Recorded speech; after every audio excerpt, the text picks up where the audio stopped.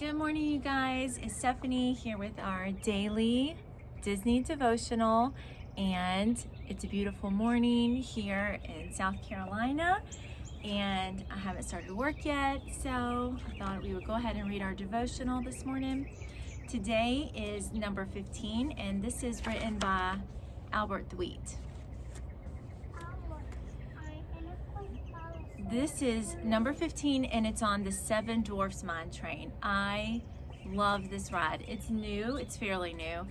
We actually were at Disney and had to leave 2 days before this opened for the first time. So we didn't get to ride it until it had been open for a couple years. The wait for this is usually super duper long. If you don't have a fast pass, then God bless you trying to get on this ride. But it's a super quick ride, but I love it. We've still got 3 more Fantasyland attractions to go before we move on to another section of the Magic Kingdom. Can you believe it? It feels like we've been in this land for quite a while. As mentioned, Fantasyland has more attractions than any other area of Walt Disney World. Where are we going today? All I can say is, hi-ho, hi-ho. It's off to work we go. Yes, today we are walking over to the newest attraction in Fantasyland, the Dwarfs Mine train. It's kind of a central point in Fantasyland, as all the other attractions can be found around its perimeter. This is also the attraction that takes up the most space. Like Goofy's Barnstormer, it's a type of roller coaster, but it's definitely unique. The Dwarfs Mine train opened in 2014 as a much anticipated new ride. Many were upset when Snow White's Scary Adventure, another Fantasyland attraction based on the same movie, closed down. However, when Disney announced its successor and described the new ride, the excitement level began to grow. It is a roller coaster, however. The mine carts you sit in rock back and forth as you move along the track, making it a unique experience. This indoor and outdoor ride has several interesting facts. First of all, it has a detailed interactive queue that is fun to walk through. There are several activities for you to do while in line. Once you're on the ride, the audio animatronics are the first of their kind, very lifelike, and have become the models for the future attractions. On November 1st, 2014, this attraction caught fire after some of the sparks from the nightly fireworks landed on the fake grass of the ride, causing a fire.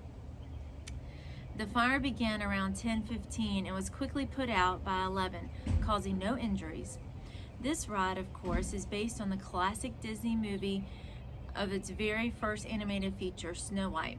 If you've never seen this movie, it is an awesome story of good versus evil. The kind and generous Snow White is being threatened by the wicked queen because Snow White is more beautiful and she is the fairest one of all, according to a magic mirror. Snow White is forced to go into hiding to avoid being killed by this queen and comes upon a small cottage that is the home of 7 dwarfs. These dwarfs are tiny little men that each have a unique personality which gives them their name. This movie is based on a classic fairy tale by Brothers Grimm. Their version gave no names to the dwarfs, but Walt Disney named them Doc, Happy, Bashful, Sleepy, Sneezy, Grumpy, and Dopey. As you can imagine, the dwarfs each act like their name. Doc is the smartest one and the leader of all. Happy is always happy, etc. My question for you is, which dwarf are you most like? Which of those 7 names fits you best? I'm starting to laugh because I'm thinking of my daughter, and she would be Sleepy. She's always sleepy. If none of them, what would be a good dwarf name for you based on your personality? What if I asked others, like your friends and family members, to give you a dwarf name? What would they say? Think about how others see you. Think about how you come across to them. Think about who you really are. It doesn't really matter what your outside looks like. It's what's on the inside that is important.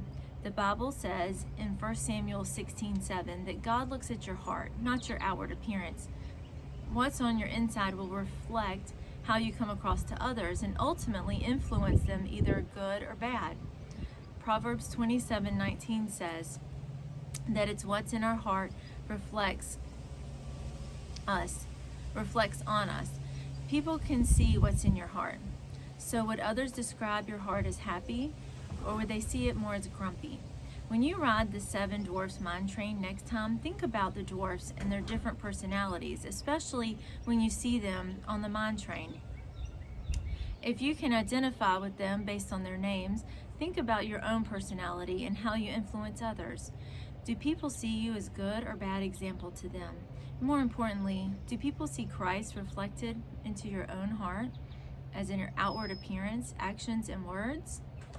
The end. That was a very good one. I enjoyed it. Let's see, I'm definitely not super smart, so I wouldn't be Doc. I'm happy. I'm not really bashful. I'm not really sleepy. I'm not sneezy, grumpy. I hope I'm not dopey. I guess I would be happy. I hope that I would be happy to my friends and family. What about you? Okay, we're on 7 Dwarfs Mine train. Finally, we only had to wait 20 minutes. Thank God. What time was it, Stephanie, that we got on?